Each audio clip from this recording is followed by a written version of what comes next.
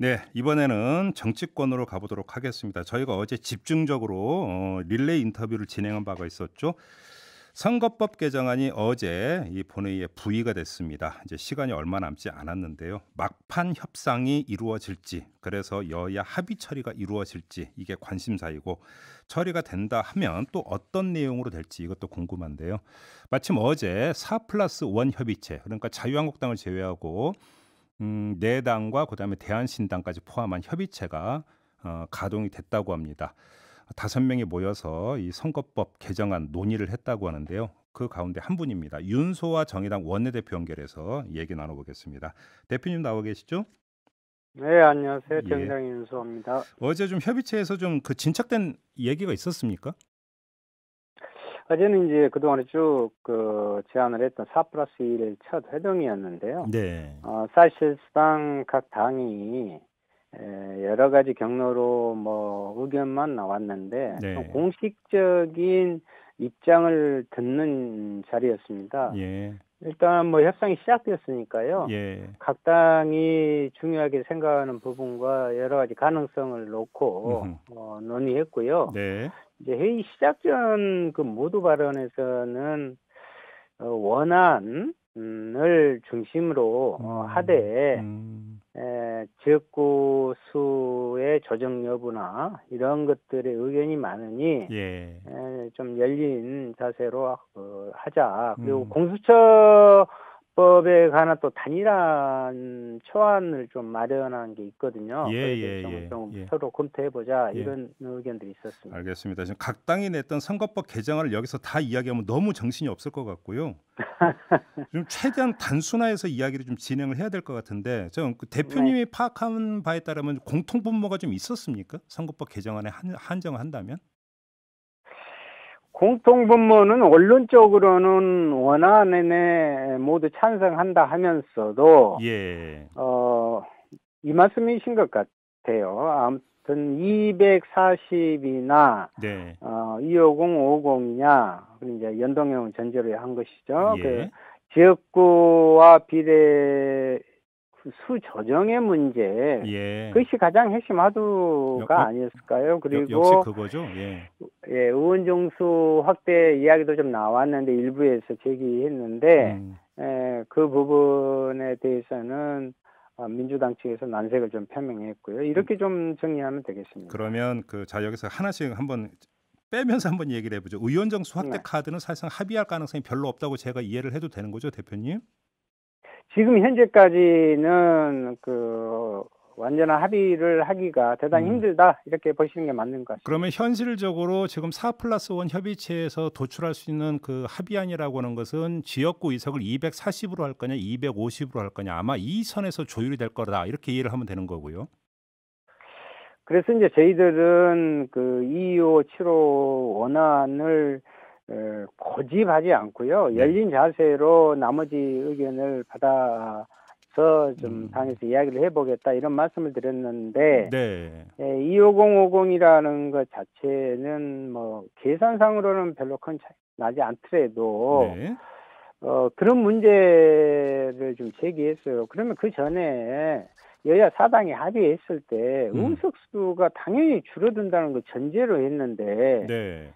이제 와서 지역구 부분을 이야기한다는 것에 대해서는 대단히 정치적 음흠. 책임에 있어서 문제가 있는 거 아니냐. 네. 그렇지만 하여튼 이야기는 해보자. 그래서 240 대 60까지는 이야기해볼 수 있다 이렇게 전했습니다. 정의당 입장은 네네. 예, 알겠습니다. 어제 저희가 박지원 대한신당 의원하고 인터뷰를 했는데요. 일단 그 대한신당도 그렇고 민주평화당도 그렇고 공개적으로는 네. 240도 안 되고 250도 안 되고 의원 정수 확대를 해야 된다라고 하는 주장을 펼치고는 있습니다만 그건 공개적인 주장이고 대표님이 네. 파악하시기에 네.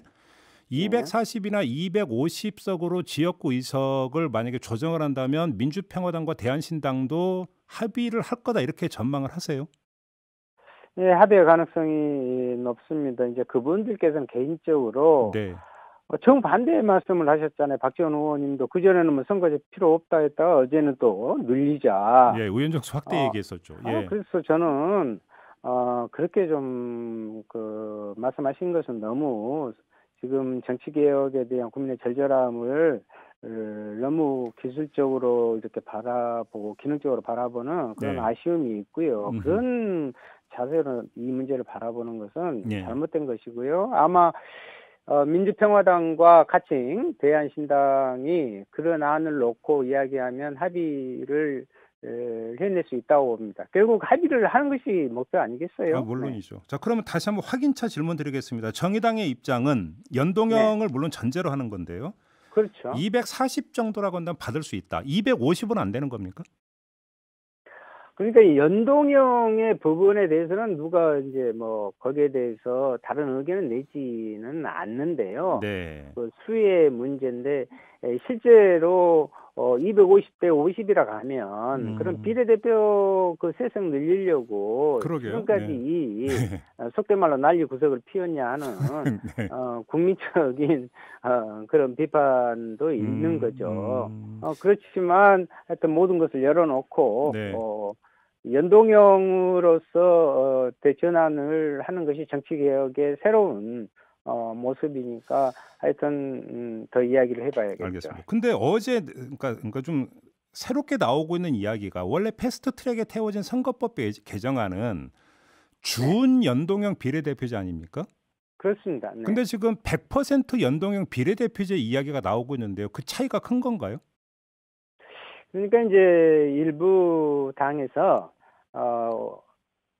50대 250대 50 이야기하면서요. 네. 그러면 100%로 하자 음흠. 이렇게 했는데 그렇게 된다면 비례대표를 수혜를 받지 못하는 뭐 양당이 생기니까 그럴 수가 있죠. 네. 예. 그래서 그것은 그만큼 좀 가능성은 낮다 이렇게 좀 보고 있습니다. 100% 연동형은 좀 어렵고 준연동형으로 갈 가능성이 있다. 그러니까 이렇게 물론 이제 300명에서 우리가 2대1 100% 연동형을 주장해 왔고 그랬죠. 예. 결과적으로는 이제 50% 주는 연동형으로 이렇게 나눠지는 아쉬움은 있으나 예. 지금 이 막바지에서 다시 그렇게 가는 것은 오히려 여러 가지 혼란을 일으킬 수 있다. 이런 말씀을 드렸습니다. 그러면 자, 정의당의 입장을 제가 그럼 이해한 대로 다시 한번 정리를 할게요. 준연동형 비례대표제를 전제로 하고 지역구 의석을 한 240석 정도로 한다면 정의당은 합의에 응할 생각이 충분히 있다. 이렇게 정리하면 되는 거죠, 대표님? 물론 이제 당내 논의가 필요하지만 거기에서는 그렇게 할 필요성도 있다고 의견을 밝힌 바 있습니다. 만약에 그 안으로 간다면 대한신당이나 민주평화당도 최종적으로 합의할 거다라고 기대를 하시는 거고요. 이제 그 부분에서 좀 의견을 좁혀야 할 필요성도 좀 느꼈어요. 네. 그러니까 대한신당이나 일부분 지역구 문제를 중심으로 그렇죠. 그것을 어떻게 보완하고 하느냐 하는 그 문제를 하기 때문에 네. 250 쪽에 의견이 좀 더 가 있는 것이 사실입니다. 두 당은? 네네. 예, 그렇군요. 알겠습니다. 근데 사실 이제 한국당은 어떡합니까, 그러면? 글쎄요, 뭐 저희들이 지금까지 계속해서 좀 상식적인 안 그리고 적극적으로 좀 참여해라 한 것이 뭐 수십 번 아니겠어요? 네.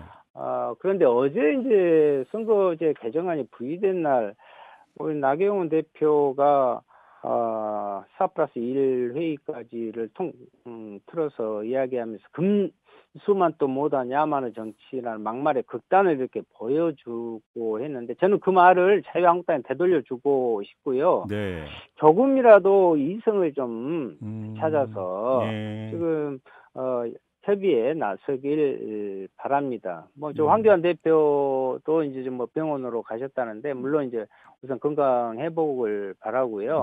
빨리 좀 국회로 돌아와서 현실적인 협상안을 내기를 바랍니다. 그렇지 않으면 4+1에서 하고 그렇게 해서 통과시킬 수 있습니다. 알겠습니다. 그런데 지금 황교안 대표가 이제 그 의식은 찾았다고 해서 다행이긴 합니다만 물론 좀 더 지켜보긴 해야 되지만 황교안 대표가 다시 기력을 찾은 다음에 다시 단식에 들어갈 가능성도 있다는 이야기가 한국당 안팎에서 나오고 있다고 하는데요. 만약에 황교안 대표가 단식을 이어간다면 표결 강행하기에는 좀 부담스럽지 않느냐 이런 그 지적도 있던데요. 어떻게 받아들이십니까? 그 정도까지 가면 안 되겠죠. 그런데 황교안 대표의 단식 과정을 보면 너무 느닷없고 네. 또 국민들한테 그렇게 좀 고운 시선을 받지 못하고 있는 것도 사실 아니니까 네. 저는 한편으로 안타깝기도 하지만 비루해 보이기도 해요. 그래서 예. 병원에서 지금 몸 관리하고 계실 텐데 예.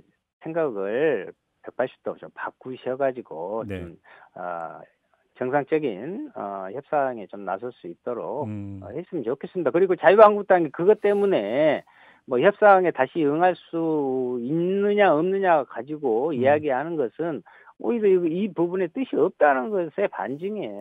네, 저는 대표님 그렇게 지금 봅니다. 비루해 보인다는 표현이 한국당의 강한 반발을 불러일으킬 수도 있는데요. 아니요. 그렇잖아요. 예를 들면 단식 지금요. 국회 앞에서 23일째 형제복지원 문제를 가지고 전기도 끊긴 상황에서 단식 농성하고 있으신 분들도 있고요. 그런데 실제로 우리가 상식적이지 못하고 그런 건데 느닷없이 제1야당 대표가 네. 청와대 앞에다가 그렇게 농성을 하고 단식을 하는 것 자체가 네. 그렇게 보이지 않아요. 그건 국민들의 시선일 거예요, 아마. 알겠습니다. 자, 여기서 이야기 마무리해야 될 것 같습니다. 말씀 잘 들었습니다, 대표님. 네. 네, 지금까지 정의당의 윤소하 원내대표였습니다. 이슈의 핵심을 꿰뚫는 예리한 시선, 믿고 듣는 진품 시사, 김종배 시선 집중.